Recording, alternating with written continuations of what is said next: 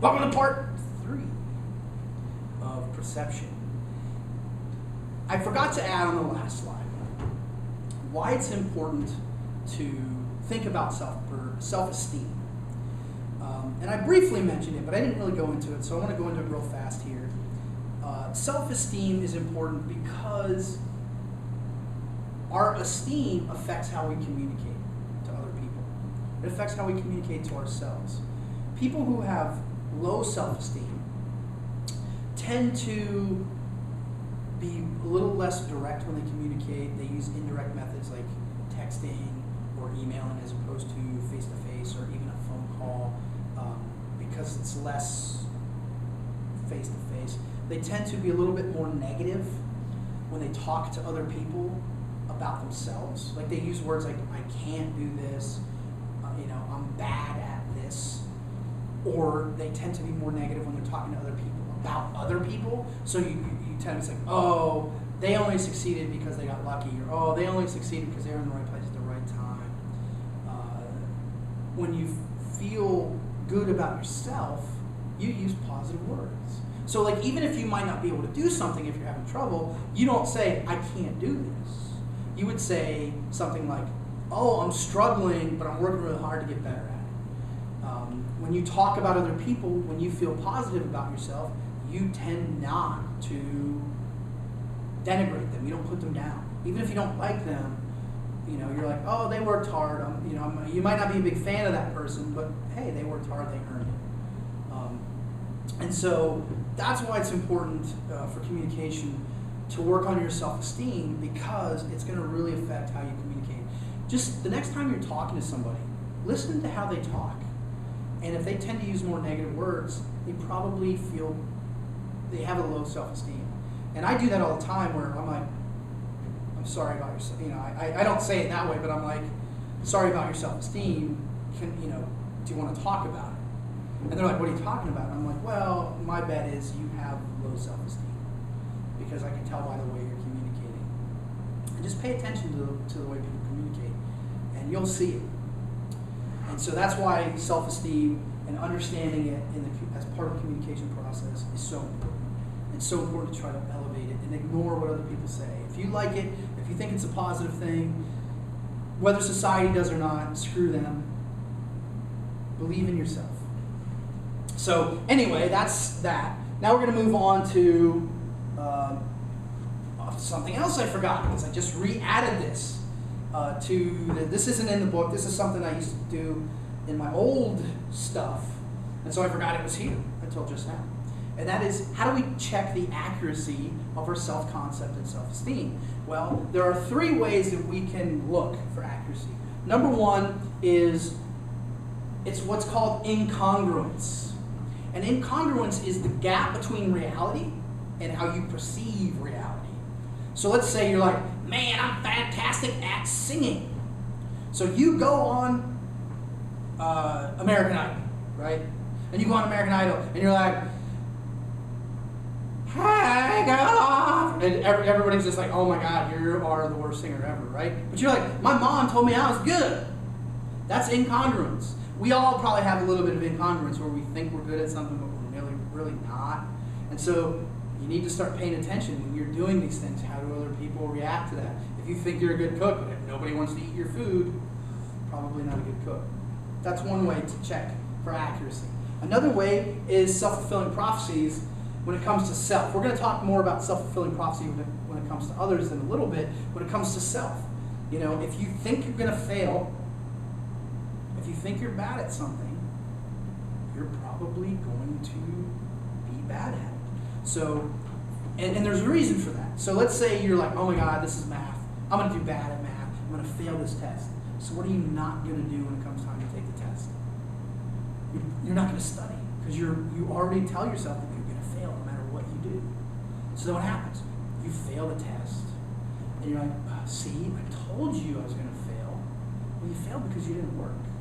And so that's an inaccurate view of self-perception. Now, you might work really hard and still do poorly, but the odds are if you work really hard and you try, the odds of you succeeding are higher than if you don't try.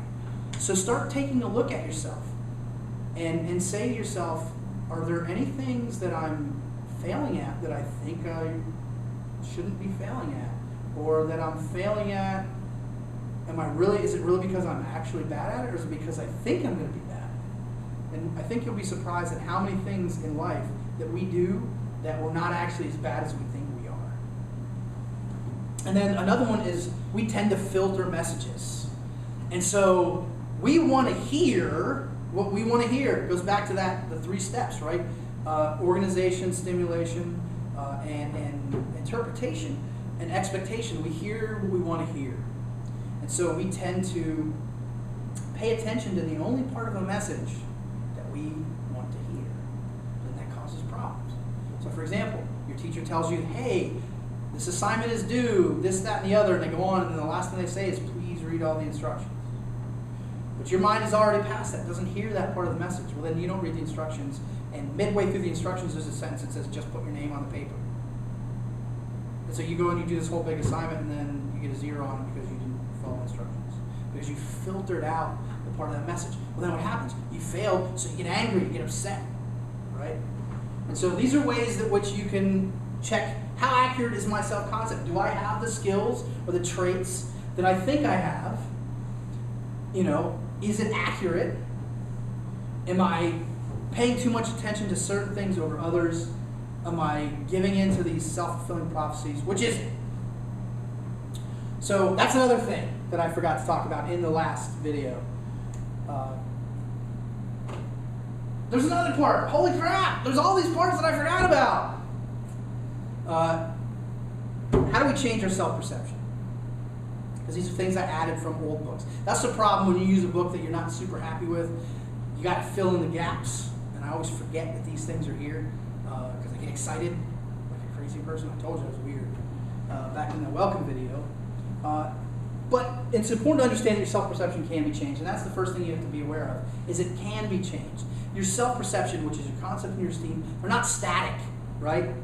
Your list is constantly changing. It's always updating. As you gain new skills, as old skills kind of drop away, you're gaining new skills. But if you're like, oh my God, this is how I'm going to be forever, you're not growing. And that's going to affect your self-esteem, because then you're like, well, I have these skills that I don't use anymore, and they're stupid. And you're ignoring all the new skills that you have that you think are awesome. So your self-esteem is being kept low artificially. So you have to realize that it can change. You do change. To also, another important key to changing self-perception is it's not easy to change, especially esteem. You have to be willing to do the work, whatever that work may be. If you want to lose weight, you have to be willing to eat better food and go to the gym and exercise of some kind. You have to have that commitment, because what happens if you don't have the commitment? Are you likely to succeed in whatever it is? Probably not. So then it's just going to reinforce your negative esteem and going to make you feel worse. So you have to really be committed to changing whatever that is. If you're somebody who sees yourself as meek and quiet and shy, those things are not going to help you succeed in life. So you need to realize that you need to change those things, but you have to be committed to change those. Set goals that are realistic and fair. I already talked about that. Drop your filters. Realize that you filter messages, and start asking yourself when people are communicating to you, am I hearing what they are saying? Or am I hearing a version of what I want them to say? So we talk more about that in the listening chapter. You actually have to listen. Shocking, I know.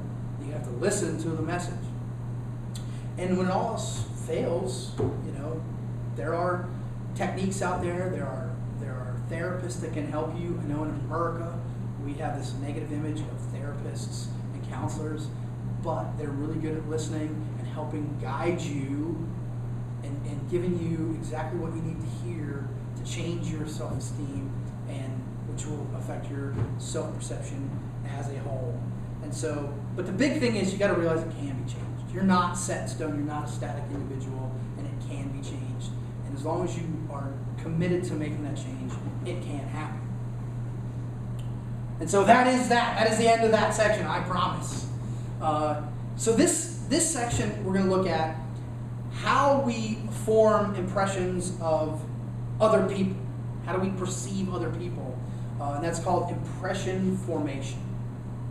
And we're going to look at the processes that we use and then how to improve the accuracy of those processes. And the first one is self-fulfilling prophecies. Similar to self-fulfilling prophecies for yourself, only turned on other people. So if everybody thinks you are a jerk, or I'm sorry, if you hear that a person you meet, everybody tells you that person's a jerk, how are you going to treat them? Like they're a jerk, right? What are you going to focus on? Every single thing that they do that is even the slightest bit jerky, right? That's what you're going to focus. I don't know what focus is. That's what you're going to focus on. You're going to focus on all the negative things that they do. What are you going to not focus on? All the good stuff that they do. So, because you're focusing on the negatives, because everybody told you that they were a jerk, they are a jerk. What happens if you don't focus on this and you focus on all the positives? All of a sudden, you might not be such a jerk anymore. I know when I was in college, in the theater department, there was two theater cliques. And I'm not a cliquey person. I don't like cliques. But I did theater. I was a dedicated, hardcore theater person. And they knew that. And so I would never turn anybody down. But a lot of them didn't like me because I didn't play into their game. I didn't tell them what they wanted to hear. I didn't tell the one group that they were beautiful and awesome. I didn't tell the other group that they were, I just did theater. I didn't play their games. And so I was the ass. And I had people coming up to me, like at the end, like after I graduated, because I was in the area and I had to like fill in a couple times for emergency situations, and people who had never really met me, like in depth, spent any time with me, I was spending time with them in these new shows, and they would come up and apologize to me because their perception of me was that I was this ass and this jerk because that's what other people said. And so once they got rid of that and said, I want to get to know him as a person, that self-fulfilling prophecy fell apart. And I was no longer what they saw me as because I didn't play those games. And so don't do that. Don't let other people tell you how somebody's going to be. Look at them as an individual. See how they're going to be as an individual. Observe them. Observe how they interact with other people. And you're going to be surprised that a lot of times the way people tell you that somebody is, that's not how they really are. So don't give in to those self-fulfilling prophecies. Another way in which we gain our perceptions of other people is called implicit personality theories. I added the word implicit because this book just calls it personality theory. And everywhere else in the world it's called implicit personality theory. And what this means is we tend to associate one characteristic with another characteristic. And that characteristic can be mental, it can be emotional, it can be physical, it can be cultural, with something else. So when you see a tall black person, what's the first thing that pops into your head? They play basketball.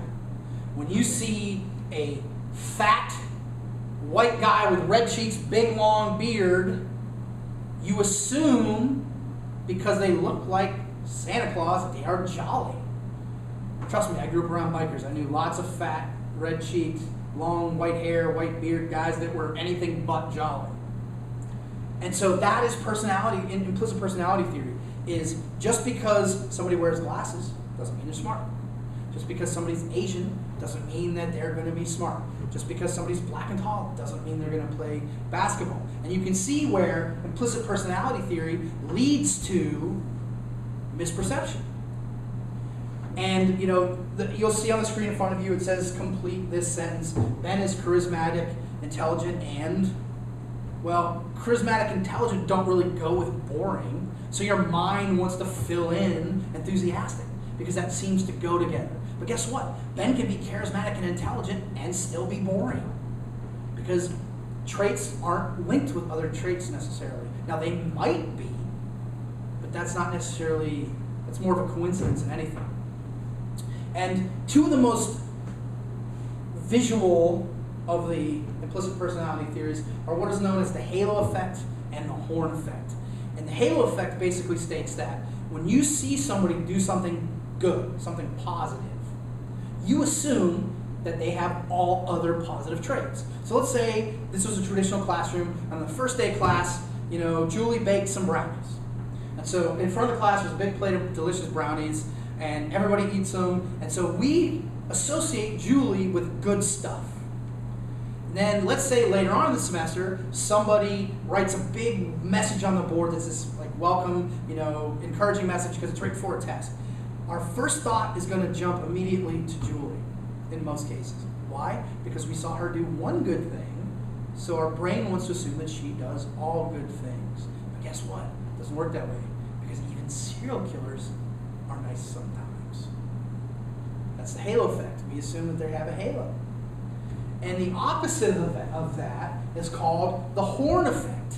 And that's where you see somebody do negative behavior, you're going to assume that they do all negative behaviors. Let's say in class, we have somebody, we catch Nick cheating on a test. And I'm like, Nick, you're cheating. Ugh. And so my brain is like, okay, Nick is not a good guy because he cheated. Well, then let's say a month later, my flash drive comes up missing. Who's the first person my brain is going to jump to? Nick. Because my brain wants to say, well, he did one negative thing, so he did another. He'll do all negative things. Well, clearly, that doesn't make any sense. Because you can do, negative things without, there are plenty of people who, for example, do negative things without murdering their wives. The most famous example of the horn effect that I know of is O.J. Simpson. And whether you personally believe that he killed his wife or didn't kill his wife is irrelevant. But what people try to do, the media specifically, they tried to say, oh, he smacked his wife, therefore he killed her. Because he did one bad thing, he logically must have done the other bad things. But that's ridiculous, because if everybody that smacked their spouse around then killed their spouses, we would have a lot less spouses in the world. And so just because somebody does one bad thing doesn't mean they're going to do all bad things. And that's the thing with halo and horn effect, is that you often lead to misperceptions. And sometimes smart people use that to their advantage. Like, there are lots of bad people who will do good things because they want people to see them in a good light. Meanwhile, in the back room, they're murdering people and stuffing them in barrels. Those are true stories, by the way. So this is implicit personality theory. Perceptual accentuation. And what perceptual accentuation is it leads us, it means that we tend to see what we expect to see. So when we like a person, we tend to see them as better looking. When we dislike a person, we tend to see them as less good looking. That's why you see some people and you're like, man, how is that guy with that girl? I don't see it at all. Well, because you're not there. You don't know him, you don't know her. And so you tend to rely on that physical looks. And they're like, it doesn't match up. Like, for those of you who watch Friends, Ross and Rachel, a lot of people are like, what was she thinking? But see, she knew him. So in her eyes, he was better looking than the average person on the street would see him as. We tend to expect people that we like to like us back. And so we treat them as if they like us back. But how many of you have ever had somebody that you thought liked you, and it turns out they did not like you at all? And it led to all sorts of problems. I've been there. On both sides of that equation. Somebody thought I liked them and I couldn't stand them. And so they treated me a certain way, and then I was like, dude, we're not friends here. This is ain't gonna work out. That's perceptual accentuation. We put certain things, it's figure and ground. We put certain things to the front, we put certain things to the back based on expectation. Then there's the primacy and recency effect. You see this in a lot of different communication classes for a lot of different reasons. This basically means that we focus on either the first interaction or the most recent interaction. to form our opinions of people. And the primacy effect, we focus on that first interaction way more than we should, right? First impressions. And so that forms your opinion. But how many of you have ever met somebody and you're like, oh my God, they're a jerk, they're a bitch. And you didn't realize that they were just having a really bad day. They just got fired, their car broke down, whatever. And so they were just in a bad mood. And so your first interaction with them was negative, and then all of a sudden, in your eyes, they're negative. So you have to work really hard to get out of that, to stop seeing them in a negative, light. And so they're like, they dug a hole, they didn't realize they dug a hole. Recency effect is the opposite. We tend to pay attention to the most recent interaction. And that has the most important influence on how you see people. But again, maybe they had a bad day. Maybe they had a really good day. So they're in a bad mood, or maybe they're in a good mood. And so the point of this story is you shouldn't be putting all of your eggs into that basket, whether it's the most recent or the first. People are based on a series of events. You should see them as a whole, not any one interaction. And then the last one is attribution of control. And attribution of control is basically, we give reasons for other people's behavior, which is ridiculous in its own. You think about it from a logical perspective. You're saying this person did this because of this reason. Well, the last time I understood, nobody is a true, honest to God psychic. So you don't know why people do the things that they do. So from the get-go, this concept of attribution of control is already screwed. And it gets worse when we factor in the potential for error. There are self-serving biases, right? We take credit for things that are positive, and we shift responsibility for negative things. And so when you do a positive thing and somebody reacts to you in a certain way, you're like, oh, they're just jealous. We tend to over-attribute. We tend to boil people down to a single attribute, and everything is because of that one thing. So when somebody's rich, oh, they're only doing that because they're rich. Oh, they're only doing that because they're rich. Oh, they're only doing that because they're rich. Or maybe they're really tall. Oh, that's because they're tall and they're good at it. Or oh, that's because they're really smart, right? They become about that one thing. But again, people aren't one thing. People are lots of things. And so you can't boil a person down to a single attribute. No matter the person, no matter the attribute. We are more than one thing. And then the last one, which is the one that I think is the most insidious, is called fundamental attribution error. And what that is we tend to overvalue certain things in a given situation. And what I mean by that is when we like somebody, or we are talking about ourselves, and we are late to work. Why are we late to work? Traffic. Our alarm didn't go off. Stupid people, right? So we are pushing that responsibility away. But when people that we don't like are late, why are they late? Oh, they're lazy. They're stupid. They always leave late. They're dummies, right? So we push it into their internal. When we do it, we focus on the external causes, but when people we don't like do bad things, it's because they're a bad person. It's internal things. Now flip that on its head.